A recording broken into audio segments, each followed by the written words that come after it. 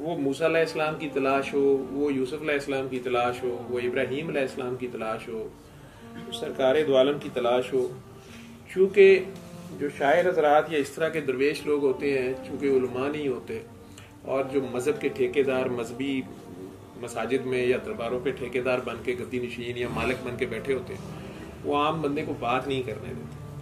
اگر وہ قرآن و حدیث کی بات کرتا ہے تو اس کو ذلیل کر دیا جاتا ہے کہ اس کو تو آئین اور آئین کا فرق نہیں پتہ، یہ اس کو حدیث یہ صحیح غلط بول دیا، یہ کر دیا، فلاں کر دیا.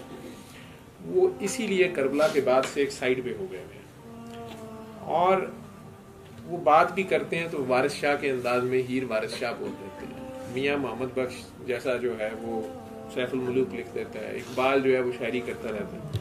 اگر آپ کو بات کی سمجھ آنی، سونی مہیوال، مرزا صاحبان، وہ دنیا جو ریزسٹنس آپ کو دیتی ہے جب آپ اللہ کے راستے کی طرف چلتے ہیں، تو وہ سارے کھیڑے ہوتے ہیں، وہ ساری بھابیاں ہوتی ہیں، وہ سارے عشق کے یا معشوق کے یا عاشق اور معشوق کے مل جانے سے یا حقیقت کو پا جانے کے اگینسٹ ریزسٹنس ہوتی ہے جو اللہ نے خود بنائی ہوتی ہے. تو آپ کو کئی طریقوں سے آپ کو جیب قطرے ملتے ہیں، جو درباروں پہ بھی جیب قطرے ملتے ہیں، جو آپ کے خیال کی جیب قطر ہیں اس کمرے میں آپ کو ملتے ہیں. اس کو ایسے سمجھیں، آپ گھر سے اگر ڈاکٹر جاوید کو ملنے آئے ہیں یا بابا جی کو ملنے آئے ہیں یا دنیا کے کسی دربار پہ گئے ہیں، جو درباروں پہ جاتے ہو اگر جانا بھی ہے، پہلے اس نقطے کو ذہن میں رکھا کریں کہ اس دربار والے کا میسج یہ تھا کہ میں بھی اللہ سے مانگتا ہوں، ہر دربار والے کا، اور تم بھی اللہ سے مانگو. یار اللہ ہے، اور اللہ ہے نا، وہ یہ آپ کو حوصلہ دیتے ہیں کہ یار اللہ ہے نا. اگر دشمن بھی سامنے کھڑا ہے، نبی کریم صلی اللہ علیہ وسلم نے وہ جو مکہ اور مدینہ منورہ کے 300-400-500 بندہ مشکل سے ان کے ساتھ کھڑا ہوا، ان 300-400-500 کے ساتھ انہوں نے روم اور ایران کیسے 15-20 سال میں فتح کر مارے، جو آج کا روس اور امریکہ تھا، جن کے پاس ایسی ہارڈ ٹیکنالوجی ہیں کہ لوگوں کی کانپیں ٹانگ رہی ہیں. بڑے بڑے دنیا کے جرنیل لرز رہے ہیں. کل کا جو رشیا نے جو اٹیک کیا یوکرین کے ڈپو کے اوپر، اگر آپ نے وہ ویڈیو دیکھی ہے تو وہ بالکل ایک نیوکلیئر ہولوکاسٹ ہے.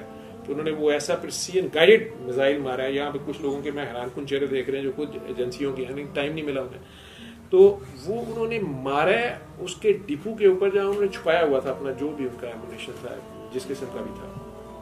وہ میزائل زمین میں نیچے تک گیا ہے، اور جب وہ ایکسپلوژن ہوا ہے تو وہ اس کی جو تصویر ہے، جو آگ کا گولا ہے جو اوپر تک جا رہا ہے، وہ بالکل ایسے ہے جیسے نیوکلیئر ایکسپلوژن ہوتا ہے.